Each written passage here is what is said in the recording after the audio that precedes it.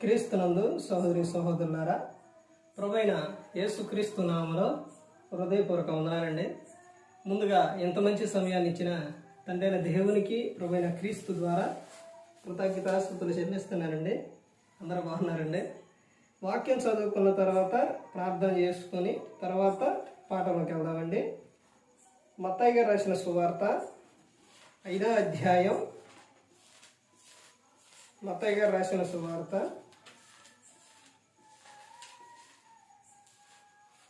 5వ అధ్యాయం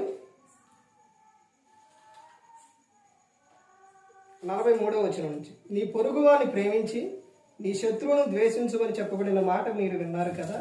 నేను మీతో చెప్పినదేమనగా, మీరు పరలోకమందున్న మీ తండ్రికి కుమారుడు అయినట్లు మీ శత్రువులను ప్రేమించండి, మిమ్మును హింసించు వారి కొరకు ప్రార్థన చేయుడి. ప్రార్థన చేసుకున్నాను. పరలోకమందున్న మా తండ్రి, పరిశుద్ర ప్రేమ గల తండ్రి, గొప్ప తండ్రి, యెహోవా తండ్రి, మీ ప్రియ కుమారుడు యేసుక్రీస్తు ప్రభువారి ద్వారా కృతజ్ఞతాస్తుతులు చెల్లిస్తున్నాము నాయన. అయ్యా, కూడికంతట్లో మీరే ముందు నడిపించండి నాయన. గడిచిన కాలం అంతా నడిపించిన విధానం బట్టి అక్కడే స్తుతులు స్తోత్రాలు తండ్రి. గడవన కాలం అంతా మీ ప్రేమతో ఆదరించి నడిపించండి నాయన. మీ కృపా కాపుదల ఇచ్చేయండి నాయన. వాక్యం బోధించుండగా తండ్రి అయ్యా, ఈ లోక సంబంధమైన జ్ఞానంతో కాకుండా మీ జ్ఞానంతో మాట్లాడే భాగ్యం దయచేస్తారని మా ప్రభువైన యేసుక్రీస్తు నామాన వేడుకుంటున్నాం తండ్రి. ఆమేన్. ప్రభువైన యేసుక్రీస్తు నామలో హృదయపూర్వక వందనాలండి.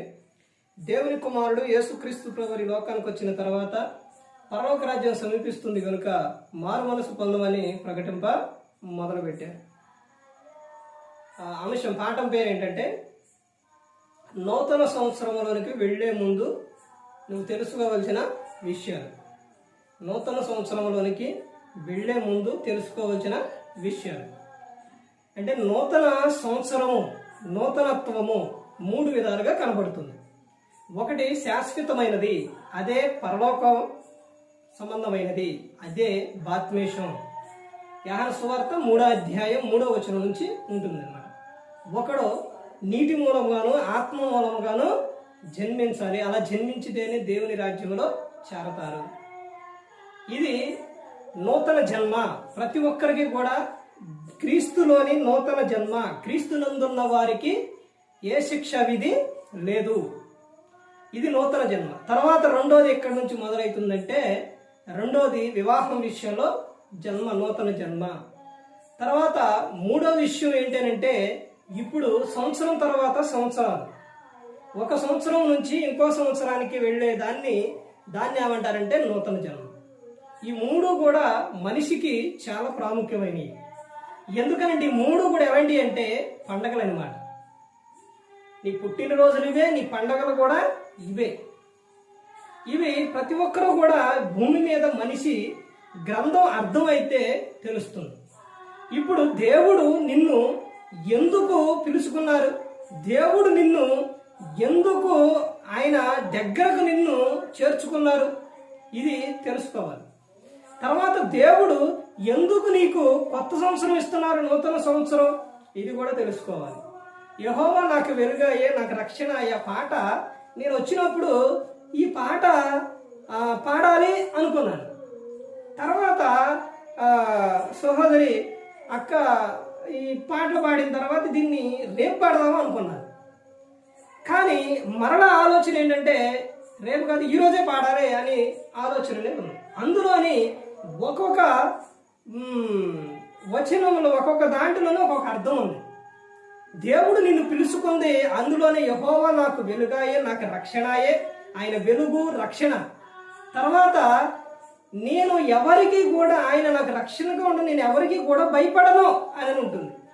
అంటే నువ్వు ఎవరికి భయపడే పని లేదు. ఇక నువ్వు క్రీస్తు యందు ఉన్నావు, క్రీస్తులో బాప్తిస్మం పొందావు, నువ్వు ఎవరికి కూడా భయపడే పని లేదు.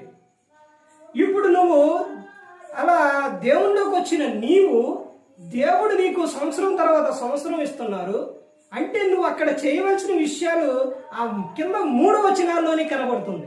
అమ్మా, ఇందులోని ఎంత అర్థం ఉందా అని నేను ఆ పాట పాడేటప్పుడు తెలుసుకున్నా.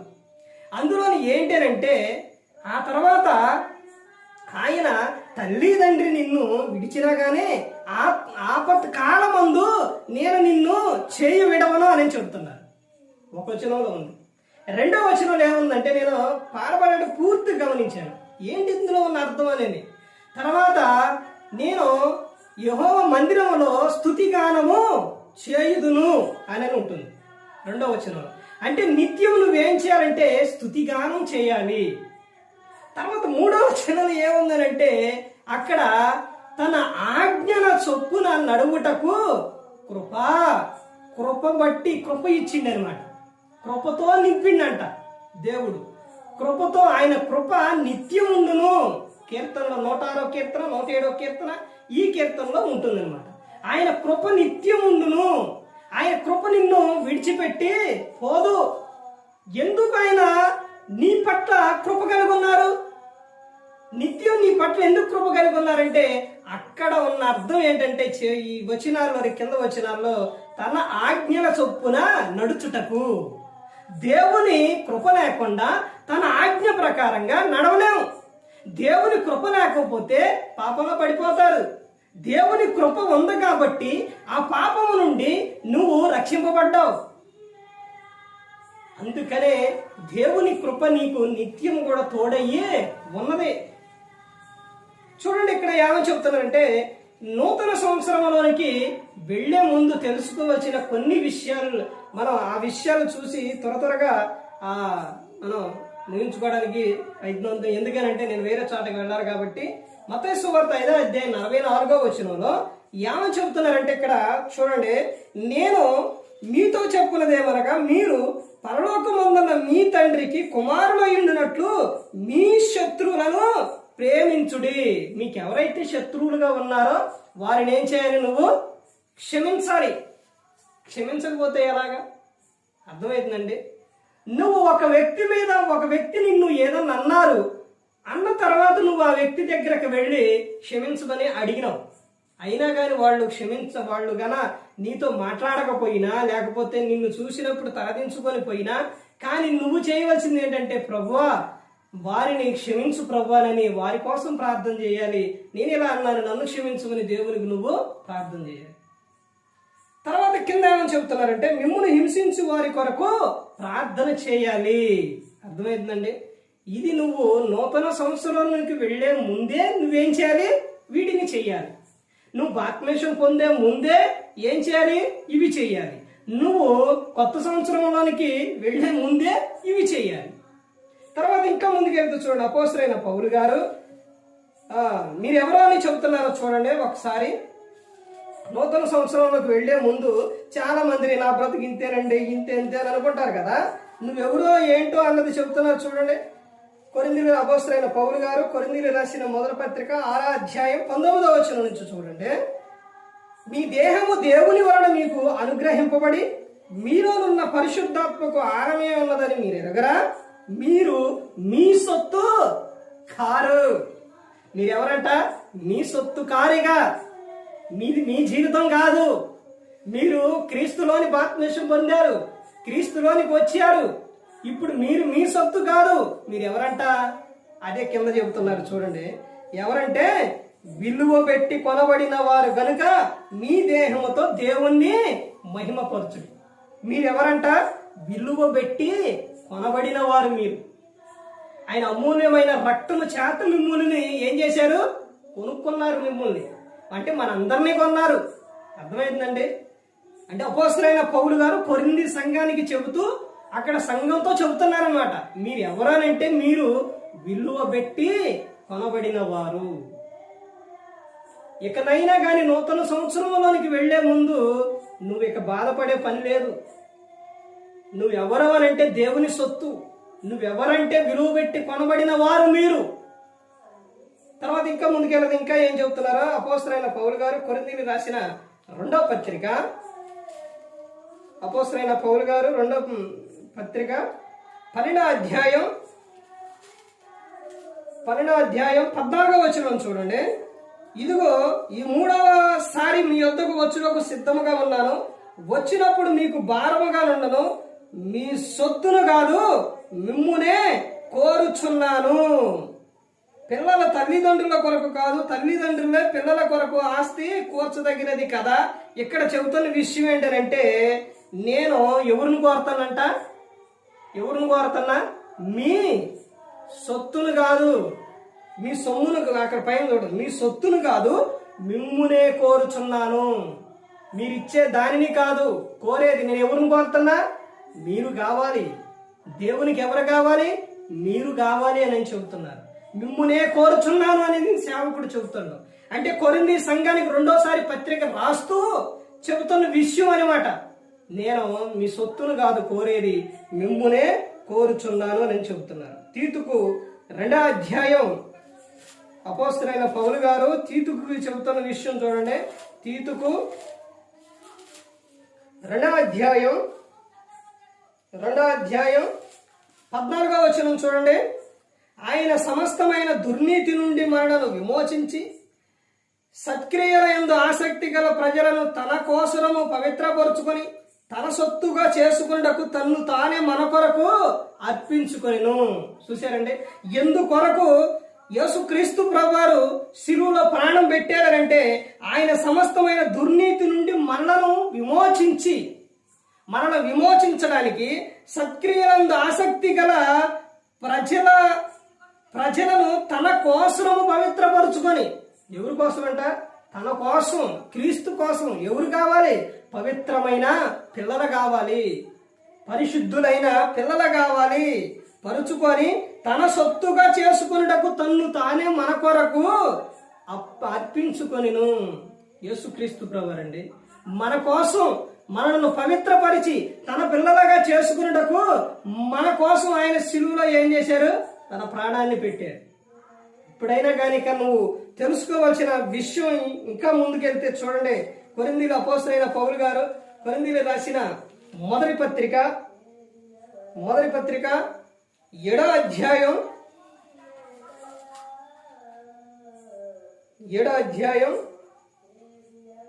23వ వచనం చూడండి. 23వ వచనంలో చూడండి ఏమని చెప్తున్నారు? మీరు విలువ పెట్టి కొనబడిన వారు గనుక మనుషులకు దాసులు కాకుడి. మీరెవరంట? విలువ పెట్టి కొనబడిన వారు. మనుషులకు మీరు భయపడవద్దు. నరులను నమ్ముకొని కంటే యెహోవాను ఆశ్రయించుట మేలు అని చెబుతున్నారు. మనిషి పక్కనే ఉంటాడు కానీ సహాయం చేయడు. దేవుడు అలా కాదు. మొన్నటి దినాన తెల్లారుజాము నేను వెళ్తూ ఉంటే ఆ హైవేలో తిరువూరు దగ్గర అక్కడికి వెళ్ళిన తర్వాత డౌన్లో ఇలా వెళ్ళేటప్పుడు అలా ఎదర ఈ పోలీసు వారికి పెడితే దాన్ని అలా తప్పించాను. అలా తప్పించిన తర్వాత ఒక ఆయన ముందే బండి లిఫ్ట్ అడిగాడు, ఎక్కించుకున్నాను తెల్లారుజామున. తర్వాత ఎదర అది దాటిన తర్వాత ఇక్కడ నుంచి కొంచెం అది అంత దూరంలో ఇంకొకటి ఉంది. ఉండేసరికి ఈ గ్యాప్లో ఏమైందంటే నిద్ర వచ్చేసింది, కళ్ళు మూతలు పడిపోయింది. అలా దగ్గరికి వెళ్ళేసరికి చూడు చూడు చూడు చూడు ఎదర చూడు అని ఎమ్మటినే ఆలోచన వచ్చింది. కళ్ళు తెరిస్తే ఎట్టుందో బండి, వెంటనే ఇటు తిప్పి బానిచ్చా. ఆ ఎరకమాలు ఉన్నాయని చెప్పొచ్చు, ముందు డబ్బాలు ఉన్నాయి, బాబు వెళ్తుంది, అవి తగిలిది, చూడు చూడు పక్కకి వెళ్ళాలని చెప్పాలా? అట్నే చూస్తున్నాం. ఇప్పుడు తగిలితే ఆయన నేనో పడతా ఆయన పడతారుగా. చూసారండి, ఆయన ఆలోచనలో ఉన్నాడా కానీ చెప్పలేదు. దేవుడు మాత్రం వెంటనే ఏం చేశారు? ఆలోచన ఇచ్చారు. అలా వెళుతూ ఉంటే ముందు మల్లెలగాడ డౌన్లోకి వెళ్ళేసరికి అలా నిద్ర పట్టేసరికి అలా వెళ్తూ ఉంది బండి, అలా నిద్ర పట్టింది. కోడి పిల్లలు రోడ్డు మీద ఉన్నాయి. ఇగో కోడి పిల్లలు, ఓ మరి కోడి పిల్లలు ఉన్నాయి చూడు చూడు అనేసరికి బ్రేక్ తొక్కడంతోనే ఎమ్మటిని మెరుగు వచ్చింది. చూస్తే కోడి లేదు, కోడి పిల్లలు లేవు, ఏమీ లేదు. మొత్తం తెల్లారుజామున ఏమీ లేవు. ఎవరు లేపారు? దేవుడు. చూశారండి, దేవుడు ఆలోచన ఇచ్చి ఆయన నడిపిస్తారు, ఆయనే కాపాడుతారు. ఆయన పని విషయాల్లో వెళుతున్నప్పుడు ఆయన నిన్ను విడిచిపెట్టరు. మార్గంలో కానీ ప్రతి ఒక్క క్షణంలో ప్రతి ఒక్క విషయంలో ఆయన నిన్ను కాపాడుతారు. నువ్వు మనుషులకు భయపడే పని లేదు, నువ్వు మనిషికి దాసుడు అయ్యే పని లేదు. నువ్వెవరమంట? దేవుని సొత్తు, నువ్వు విలువ పెట్టి కొనబడిన వారు. మనుషులకు దాసులు నువ్వు అవ్వద్దు అని నేను చెబుతున్నాను. తర్వాత ఇంకా ఏమని చెప్తున్నారో చూడండి. ఇంక 2 విషయాలు చూసి మనం ముగించుకుందాం. చూడండి, పేతురు గారు రాసిన పత్రికలో చూడండి, పేతురు గారు రాసిన మొదటి పత్రిక 2వ అధ్యాయం. ఇంకో విషయం చూద్దాం. పేతురు గారు రాసిన మొదటి పత్రిక 2వ అధ్యాయం 9వ వచనంలో చెబుతున్నారు కదా, అయితే మీరు చీకటిలో నుండి ఆశ్చర్యకరమైన తన వెలుగులోనికి మిమ్మల్ని పిలిచిన వారి గుణాతిశయములను ప్రచురం చేయు నిమిత్తం ఏర్పరచబడిన వంశమును, రాజులైన యాజక సమూహమును, పరిశుద్ధ జనమును, దేవుని సొత్తు అయిన ప్రజలనై ఉన్నారు. ఇక్కడ కొన్ని విషయాలు ఉన్నాయి. మీరు ఎవరంట? మనం ఎవరు? దేవుని సొత్తు. దానికి ముందు ఏమని చెబుతున్నారు? రాజులైన యాజక సమూహం. మన రాజు ఎవరు? యేసుక్రీస్తు ప్రభువారు. అంటే మనమెవరు? రాజులైన యాజక సమూహం. అయితే ఎలా పిలిచిందంట? అయితే మీరు చీకటి నుండి ఆశ్చర్యకరమైన తన వెలుగులోనికి మిమ్మును పిలిచిన వాడి గుణాతిశయములను ప్రచురం చేయ నిమిత్తం ఏర్పరచబడిన వంశం మనం. దేవుడు మనల్ని ఏర్పరిచిండు. ఏర్పరచబడిన వంశమును, రాజులైన యాజక సమూహమును, పరిశుద్ధ జనం. క్రీస్తునందు ఉన్న వారు ఎవరంటే పరిశుద్ధులు. మీరెవరు అంటే పరిశుద్ధులు. మీరు పరిశుద్ధ జనమును, తర్వాత ఏమని చెప్తున్న? రాజులైన యాజక సమూహమును, పరిశుద్ధ జనమును, దేవుని సొత్తైన ప్రజలనై ఉన్నారు. దేవుని సొత్తు అంటే బాప్తిస్మం అంటే చాలా మంది అనుకుంటారు, ఇక బాప్తిస్మం తీసుకోవడంతోనే తీసుకుంటే మునిగితే అయిపోయిందని అనుకుంటారు. అర్థమవుతుందండి? మునిగితే అయిపోలేదు. దానికి కొన్ని విషయాలు చెప్పారు. తీసుకున్న తర్వాత, చేర్చబడిన తర్వాత నువ్వెవరు? ఎవరని చెప్తున్నారండి? నువ్వు దేవుని సొత్తుగా, నువ్వు దేవుని సొత్తు నువ్వు. తర్వాత ఏమని చెప్తున్నారు? నేను మిమ్మునే కొనుచున్నాను, నీ కోసం ఆయన ప్రాణం పెట్టారు, మీరు విలువ పెట్టి కొనబడిన వారు, నువ్వు దేవుని సొత్తు, రాజులైన యాజక సమూహం. చివరిగా చూడండి, ఒక్కొక్క పదంలో చెప్పుకుంటూ పోతే చాలా అర్థం ఉండిద్దండి, చాలా అర్థం ఉండిద్ది. కానీ ఇంకా మనం ఒక విషయం చూద్దాం. చూడండి, అసలు మీరెవరో? నేను ఎవరోనండి, మేము ఎవరువో అనుకుంటున్నారా? అసలు మీరెవరో చూడండి చెబుతున్నారు. అపోస్తలుడైన పౌలు గారు కొరింథీయులకు రాసిన 2వ పత్రిక 6వ అధ్యాయం. మీరెవరో చెబుతున్నారు చూడండి. 6వ అధ్యాయం 18వ వచనం చూడండి. 16-18 కలిసి ఉంటాయి. దేవుని ఆలయములకు విగ్రహములతో ఏం పొందిక? మనము జీవము గల దేవుని ఆలయమై ఉన్నాము. అందుకు దేవుడు ఇలాగ సెలవిచ్చున్నాడు, నేను వారిలో నివసించి సంచరింతును, నేను వారి దేవుడినై ఉందును, వారు నా ప్రజలై ఉందురు. కావున మీరు వారి మధ్య నుండి బయలువెడలి ప్రత్యేకముగా ఉండుడి. అపవిత్రమైన దానిని ముట్టకుడని ప్రభు చెప్పుచున్నాడు. మరియు నేను మిమ్మును చేర్చుకొందును, మీకు తండ్రినయుందును, మీరు నాకు కుమారులను కుమార్తెలయుందునని సర్వశక్తి గల ప్రభువు చెప్పుచున్నాడు. మీరెవరంట? కుమారులు కుమార్తెలు. కుమారుడు కుమార్తెలండి. ఇప్పుడు కుమారుణ్ణి కుమార్తెను అనుకోండి, మీ కుమారుడు కుమార్తెను అనుకోండి, మీ పిల్లలు ఆయనకి ఏమవుతారు? మీరు కుమారులు కుమార్తెలు అయితే మీ పిల్లలు ఏమవుతారు? కుమారులే అవుతారు. ఏరే వరుస ఏం ఉండదు. అర్థమైందండి? వారికి భూమి మీద పుట్టిన ప్రతి ఒక్కరు కూడా ఆయనకి ఎవరంటే కుమారులు కుమార్తెలే. అర్థమైందండి? ఇప్పుడు నువ్వు నూతన సంవత్సరంలోకి వెళ్ళుతున్న సందర్భాల్లో నువ్వు తెలుసుకోవాల్సిన విషయం ఏంటంటే, దేవుడు నన్ను పిలుచుకున్నారు, ఏర్పరచుకున్నారు, నా కోసం ప్రాణం పెట్టారు. నేను ఎవరనంటే రాజులైన యాజక సమూహమును, నేను మనుషులకు దాసుని కాదు, నేను దేవుని సొత్తు. ఇదిగో నేను క్రీస్తు కోసం నేను బ్రతుకుతాను. ఎందుకనంటే నేను ఆయన కుమారుణ్ణి కుమార్తెనే అని నువ్వు తెలుసుకొని నిత్యం కూడా ప్రతి ఒక్కరు కూడా ఆయన యందు భయభక్తులు కలిగి ఉండాలి. దేవునికి కావలసినది అదేనండి. ఈ నూతన దేవుడి సంవత్సరం అంతా కూడా ఆయన కాపాడారు. ఇక తర్వాత ఇంకొక సంవత్సరం మనకు ఇస్తూ ఉన్నారు. ఇప్పుడు ఆ సంవత్సరంలోనికి వెళ్ళిను, కొత్త సంవత్సరంలోనికి వెళ్ళిన తర్వాత నువ్వు వెళ్లే ముందు తెలుసుకోవాల్సిన విషయాలు ఇవి.